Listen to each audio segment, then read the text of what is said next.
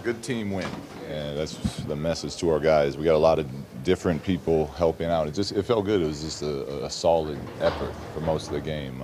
We had a couple drop-offs where we got a little sloppy, but one of our more consistent. We talk about playing as close to 48, just solid minutes as possible. And tonight felt like we had a good portion of that. Alex came in, gave us some nice minutes. Bazemore was great again, and just Harry finishing the game the way he did. It was really nice. Happy for the guys and a good start to a long road trip. You guys had the lead most of the game, and then there in the fourth, they were able to take the lead briefly.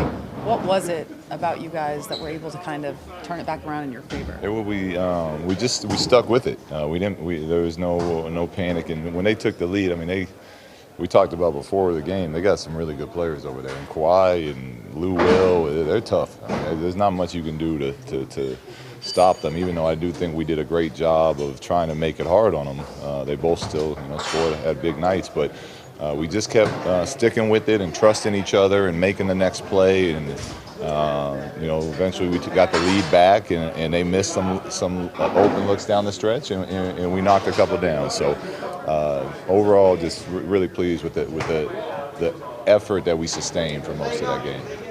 This being the first time you get to see Alex Lynn kind of in a Kings uniform, what was your takeaway from what he was able to provide? It was good. It was nice to have a big body out there like that. And he did a good job of clogging up that paint, and we got to get him a little more familiar with what we're doing, and so we can open up the playbook.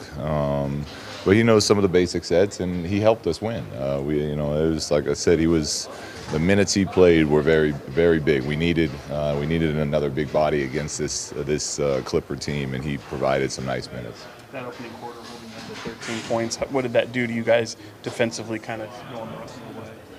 Well, we knew this was their first game at an All-Star, so we kind of wanted to make a point to really try to be locked in and make it tough on them to start. Don't let them find an easy rhythm where the ball's moving freely. And, I thought our guys came out and starting with De'Aaron, kind of getting into the ball and playing some pressure defense, and Harry, the way he was talking. It was just a nice. It was a nice way to start the game, and that's what we always talk about as far as the type of defensive team we want to be. So it was a good quarter. As a coach, what do you do to make sure your team remains poised when the other team comes back from a big deficit and actually takes the lead on you? Well, that's one of those things that comes with experience a lot of times, and we're one of those teams that's still going through that process. And we've been in a lot of close games this year. We've won some, we've lost our fair share, and the only way to stay calm and stay poised in those situations is to gain that experience. So it was good to see. At least for tonight, that the group has learned from the season we've been through so far, and I agree, we looked very poised and stuck to what the game plan was, even when they came back and took the lead. Where you just seen Harry just grow from going back to training camp to where he is now, where he's playing major fourth quarter minutes and contributing. Yeah, well, he's moving much better now. He's out there calling coverages. He's out there at the level, backing up, rebounding the ball. So these are all the things that we love about Harry. But right now where he's at, he looks like physically he's in the best place that I've seen since I've been the coach here. And with his skill set as far as his passing and rebounding and toughness, that's something that we need. So it's we're happy to have that right now. You know how tough road wins are in this league, and then against an elite club like the Clips. So how good was this one? We've had some nice ones throughout the season, but this is definitely this is up there. It's a very good team, and we know what they're building here and what they're trying to accomplish this year, and to come in after a nice win at home for our group and then get another one is to me shows a maturity and a growth that's slowly taking place. So De'Aaron didn't start off shooting well, but it seemed like he was in control of the game the whole time. What have you liked about the way he's as a leader? He's just kind of grown into more and more into that role. Just getting more comfortable with it, and we tell him that we want him to be as aggressive Whether he's making shots, missing shots, making free throws, missing free throws, keep working on those things in the practice gym, and when the game comes, just stay aggressive.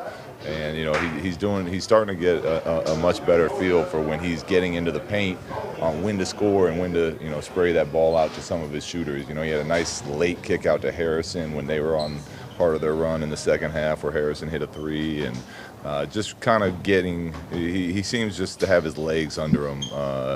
And he has for the last couple of weeks since that injury he suffered earlier. And like I've said, he's the head of our snake. When he's playing well and he's aggressive, we're a good team.